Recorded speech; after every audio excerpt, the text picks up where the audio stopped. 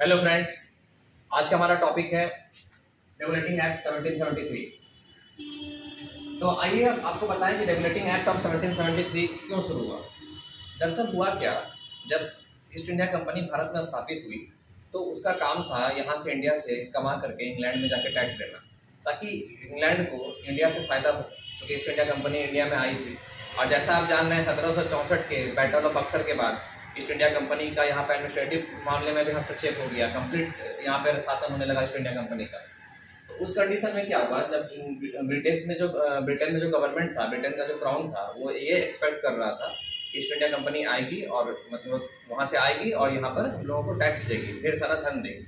लेकिन धन देने के बजाय हुआ क्या, 1772 में ईस्ट इंडिया कंपनी ने 1 लाख पाउंड का लोन मांग लिया, कि जिससे ब्रिटिश गवर्नमेंट जो है ये सकते में आ गई, सोच में आ गई कि उल्टा पैसा देने के बदले ये बिजनेस करने के लिए इन लोगों को भेजे हैं इंडिया में कि जो आप बिजनेस करो और वहाँ से चाहे लूट के लाओ चाहे कमा के लाओ, जैसे लाना है लाओ, लेकिन पैसा लेकर के यहाँ हम लोगों को 2 लाख के टैक्स, 2 लाख के ये टैक्स देने के बजाय उल्टा ये हमसे 1 लाख पाउंड का मांग रहा है लोन। तो इस कंडीशन में ब्रिटिश गवर्नमेंट को लगा कि कुछ ना कुछ तो हुआ है वहाँ पे।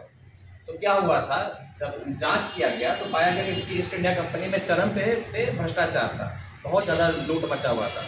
ईस्ट इंडिया कंपनी के जो अधिकारी थे वो माला माल हो गए और ईस्ट इंडिया कंपनी जो थी वो दिवालिया हो गई। तो इस चीज़ को दूर करने के लिए ब्रिटिश गवर्नमेंट ने देखा कि अब ईस्ट इंडिया कंपनी के बस का बात नहीं है कि वहाँ के अफसर के भरोसे छोड़ दिया जाए। एक काम करते हैं, इंग्लैंड का जो क्राउन है, इंग्लैंड की जो महारानी है, वहाँ से ईस्ट इंडिया कंपनी को रेगुलेट किया जाए, मतलब British government east India company को रेगुलेट करे और वहाँ के जो अधिकारी हैं वो सिर्फ ब्रिटिश गवर्नमेंट के अंडर में काम करें, जिससे कि वहाँ का भ्रष्टाचार को रोका जा सके और कहीं ना कहीं मोनोपोली जो अफसर लोग का था उसको खत्म किया जा सके। तो इसके तहत एक एक्ट लाया गया, जिस एक्ट का नाम है रेगुलेटिंग एक्ट। चूंकि ये 1773 में लाया गया तो इसलिए इसको नाम दिया गया 1773 ऑफ रेगुलेटिंग एक्ट। अब इसका नाम रेगुलेटिंग क्यों पड़ा? रेगुलेट मतलब किसी चीज को कंट्रोल करना। जैसे घर में भी गैस चूल्हा होता है, उस पर रेगुलेटर होता है, तो रेगुलेटर को आप कम कर दीजिएगा तो गैस कम हो जाएगा, अधिक कर दीजिएगा तो अधिक हो जाएगा। तो रेगुलेटर मतलब किसी चीज को अपने कंट्रोल में लेना। तो ईस्ट इंडिया कंपनी को कंट्रोल में लिया गया, इसलिए इस एक्ट का नाम दिया गया रेगुलेटिंग एक्ट ऑफ 1773। आप देखिए एक मिनट, क्या कारण था।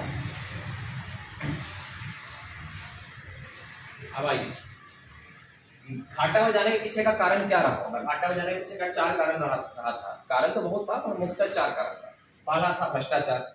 भ्रष्टाचार की वजह से ही कंपनी में बहुत ज्यादा घाटा हो गया, कंपनी के अफसर मालामाल हो गए, कंपनी दिवालिया हो गई। दूसरा कारण रहा होगा आंग्ल मैसूरी। 1767 से 1769 के बीच में ब्रिटिश ईस्ट इंडिया कंपनी और हैदर अली के बीच में आंग्ल मैसूरी युद्ध हुआ, जो मद्रास की संधि पे जाकर समाप्त हुआ। यह युद्ध अनिर्णायक रहा, मतलब युद्ध में ना ही कोई हारा ना ही कोई जीता, लेकिन युद्ध में तो खर्चा होगा ही। तो ब्रिटिश ईस्ट इंडिया कंपनी का बहुत पैसा खर्च हुआ और कंपनी दिवालिया हो गई। ठीक है। दूसरा कारण था 1769 का बंगाल भुखमरी। बंगाल में ऐसा भुखमरी छाया कि लोगों को खाना नहीं मिल रहा था और लोग मरना शुरू हो गए। बंगाल का 1/3 आबादी, मतलब 100 अगर आबादी है मतलब 33 आबादी मर गया। ठीक है, 33% आबादी मर गया भुखमरी के चलते। तो ये कारण हो सकता है कि वहां बहुत पैसा खर्च हुआ कंट्रोल करने के लिए। चौथा है चाय में घाटा। डच लोग जो थे, मतलब जो अभी हॉलैंड है, नीदरलैंड है, स्कॉटलैंड का कुछ वाला एरिया है, वो सब क्या थे, उनको डच करते हैं। तो डच लोग क्या किए, ब्रिटिश ईस्ट इंडिया कंपनी का गोदाम को लूट लिए। गोदाम को लूटे तो उसमें चाय था, और चाय को जाके अदर कंट्री में, ब्रिटिश यूरोप का औने पौने दाम में बेच दिए। उससे क्या हुआ, चोरी किया हुआ चाय उन लोगों को सस्ते दाम में मिल गया। तो जब ब्रिटिश ईस्ट इंडिया कंपनी जो चाय बचा था उसको बेचने के लिए गई तो उसको खरीदने वाला नहीं था, क्योंकि लोगों को कम दाम में चाय मिल गया था, क्योंकि डच वाला को कुछ खरीदने में लगा नहीं था, वो तो लूट लिए थे, तो जैसा भी दाम मिला बेच दिए। तो चाय में घाटा हो गया, तो कहीं ना कहीं कमर्शियल लॉस हुआ, इकोनॉमिक लॉस हुआ, तो कंपनी की दिवालिया हो गई। ये 4 कारण मेजर रहे होंगे। आप एक बार स्क्रीनशॉट ले लीजिए, एक बार देख लीजिए मैंने जो लिखा है, फिर मैं आपको बताऊंगा इसके बाद हुआ क्या।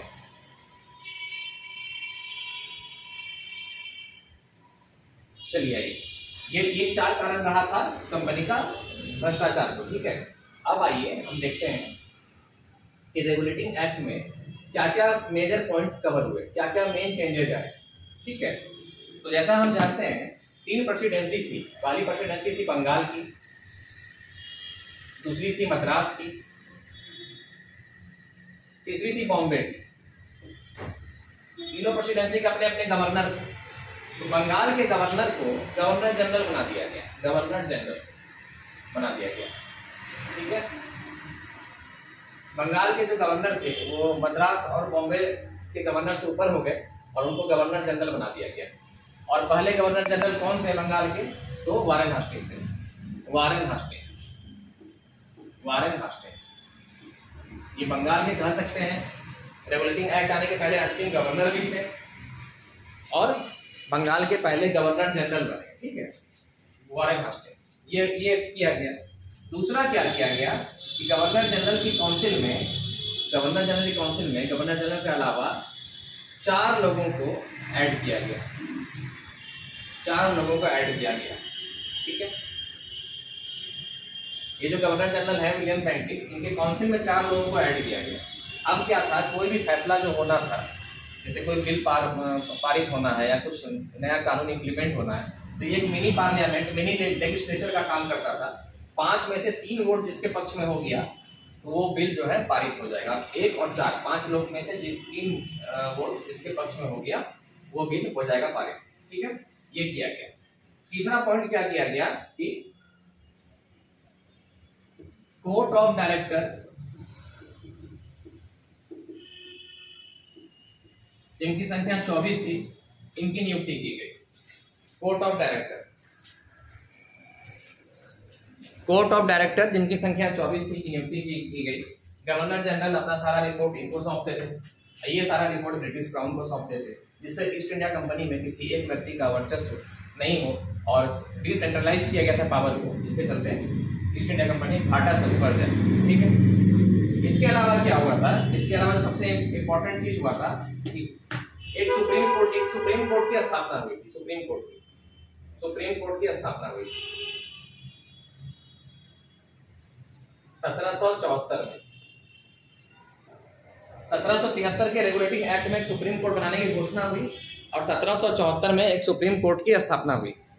अब आपसे क्वेश्चन पूछेगा कि सुप्रीम कोर्ट की स्थापना कब हुई थी रेगुलेटिंग एक्ट में?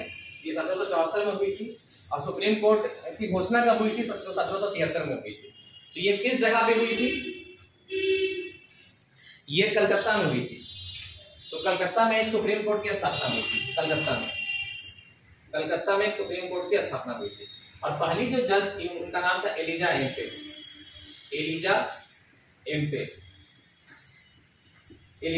ये एक महिला थी, एक लेडीज थी।